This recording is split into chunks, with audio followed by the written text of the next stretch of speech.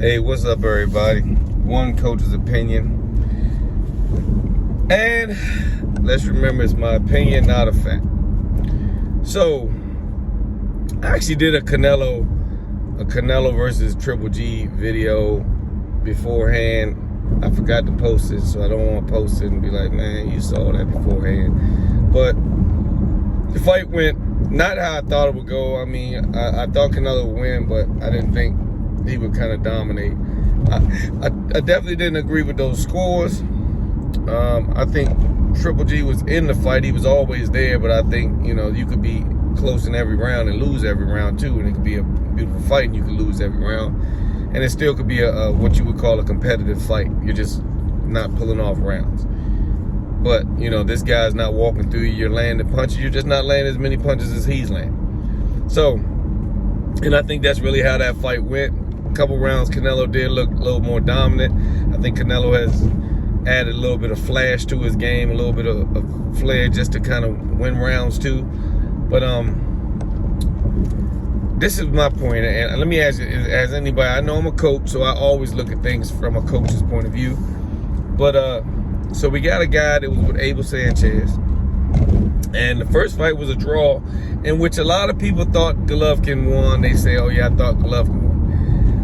The second fight, you still had a little bit of controversy, but I think it was kind of fans. I did think Canelo edged him. He was a little bit more active, but it was still a controversial decision. Now, you fired a coach that's been working with you, and now you really, in my opinion, I'd be lucky to give Golovkin 3 rounds. Now, I probably would 3 at the most. It'd be lucky if I gave him 4, but 3 rounds is what I might have saw him win. A few rounds, maybe he stepped up a little bit, or Canelo. It wasn't even really a nail-biting, ooh, I can't wait till the next round. It was kind of, ooh, I wonder if Golovkin's going to get into this fight. That's the type of fight I thought we watched. And so my question is, and nobody said anything, did Canelo just get that much better? Or did the switching of coaches have anything to do with it? I mean, and I say this, and I'm not taking nothing away. I think with Jonathan Banks, coach, I'm not taking anything away from him. I know he was a student of Emmanuel, whatever, but coaching doesn't mix.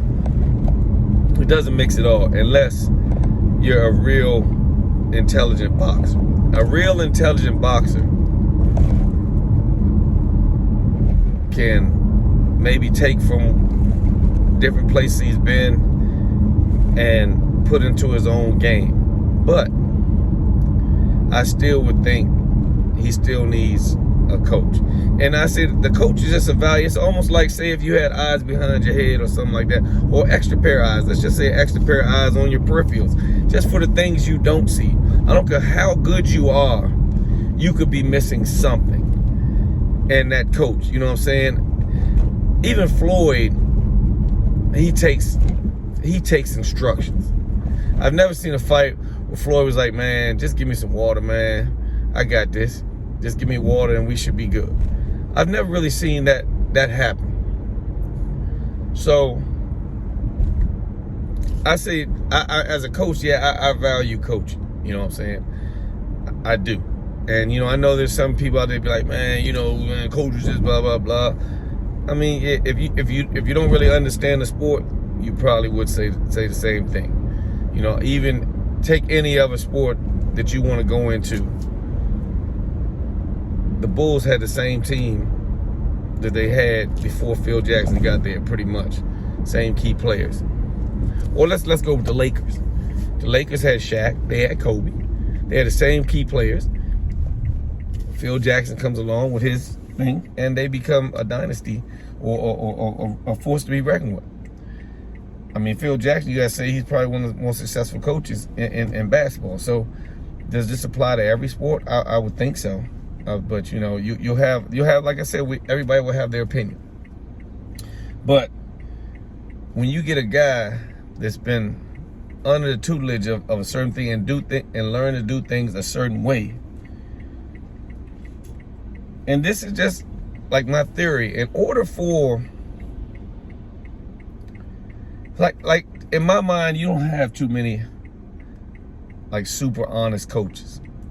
And when I say that, I mean you have guys that might come to you as a world champion, and you might start, oh yeah, you've been doing this wrong all this time, or you've been doing this wrong all this time, or you've been standing like this, oh, you could have done this. Now in some cases they could be adding a little bit, a little bit of icing to the cake. The cake's good on the inside, let's add a little more icing to it. But in some cases they can be throwing somebody all off.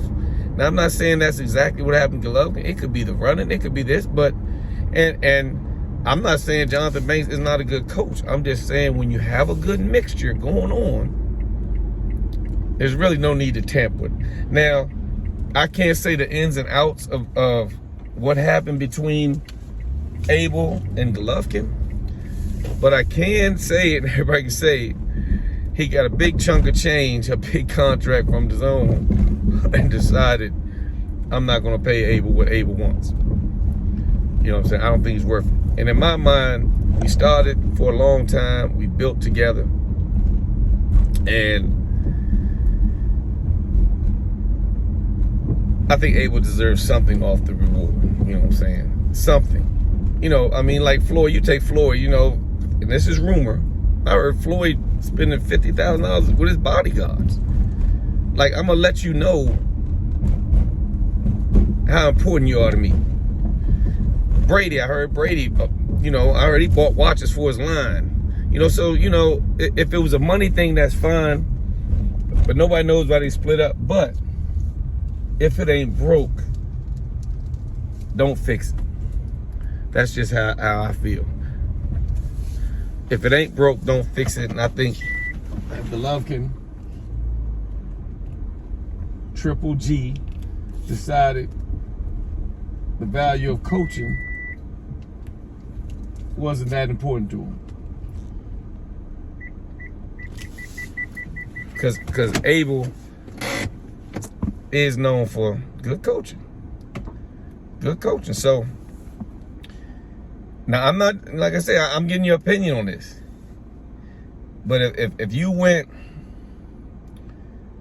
in a controversial decision, the first fight, a little bit controversy the second fight, and no controversy whatsoever this third fight, is there any possibility that it's coaching? Because, I mean, we had a debate in the gym, and, some were saying, well, Triple G's level stepped up, and he was looking a little, looking worse than he ever was looking, or as he grew. Only fight I really say is questionable about him was Derenchenko. Derenchenko just gave a good fight up. But as a coach, I'm going to tell you some of the hardest things. If you fought guys like Danny Jacobs, if you fought guys like Canelo, unless you have that mental state, it's hard to get up for a guy with Derenchenko who has wins in the teens, like under 20 fights. And it might not be easy for a guy like Triple G to get up for a guy like this. Like, I mean, you look at Ali, like Floyd said, well, Ali lost a guy with 8 fights. I'd never do that. And in Floyd's mind, he never would. But would he train and get up for this guy? If Floyd looks like no matter what, I'm going to train hard. I don't care who I'm fighting. Even these little exhibitions he's doing, even he's just putting on training fights. Like I'm just training, just take this video and then we'll just show it 4 or 5 times and it looks like I'm training. Or he's still training hard. Because Floyd actually looks like he can still fight, to be honest. He looks like, I don't think y'all just have enough money to get me in the ring, and that's why I don't fight. But he kind of looks like he can fight. And he's made it to the point where I can fight anybody I want to fight. And you're going to want to see it. You know what I'm saying?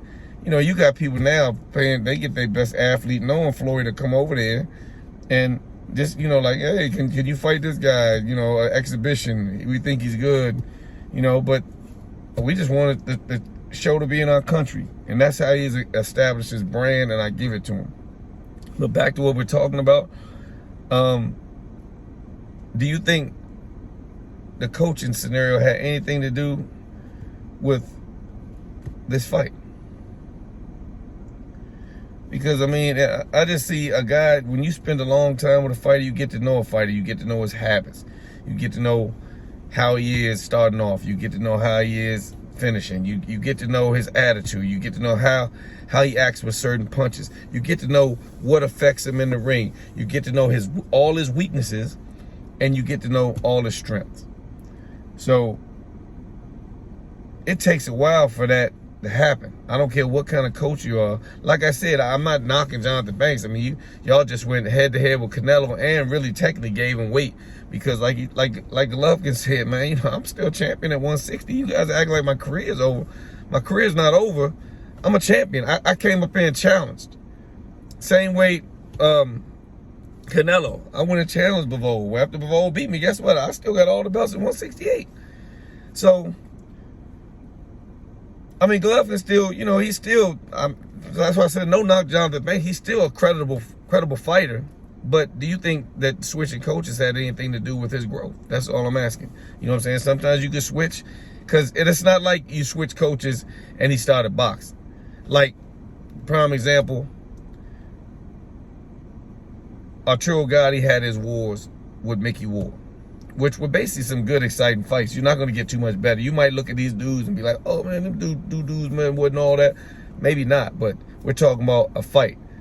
If you compare their trilogy will stand up with any trilogy out here.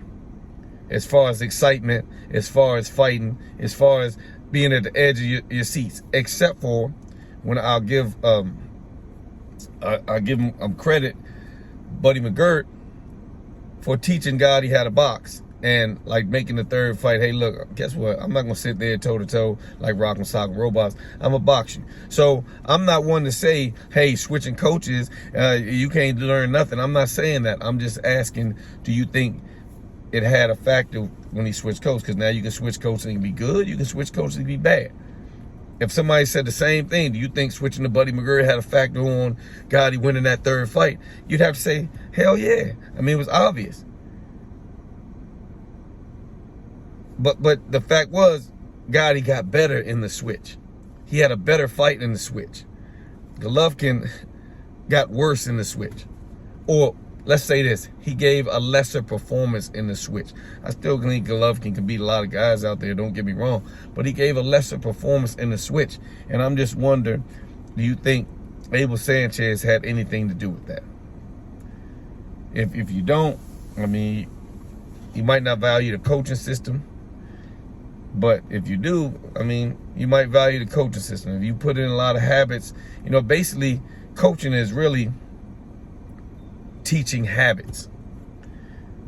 Habits ain't always a negative thing. It's habits.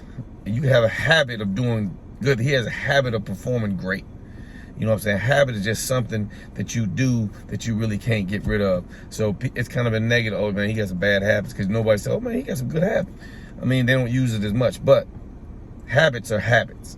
And that's all really coaching is creating a bunch of habits, you know what I'm saying, that make your fighter a better fighter. If you got a habit of dropping his hand, you try to change that in the habit of putting his hand up. Or you try to say, look, if you're going to drop your hand, you better do this or better do that.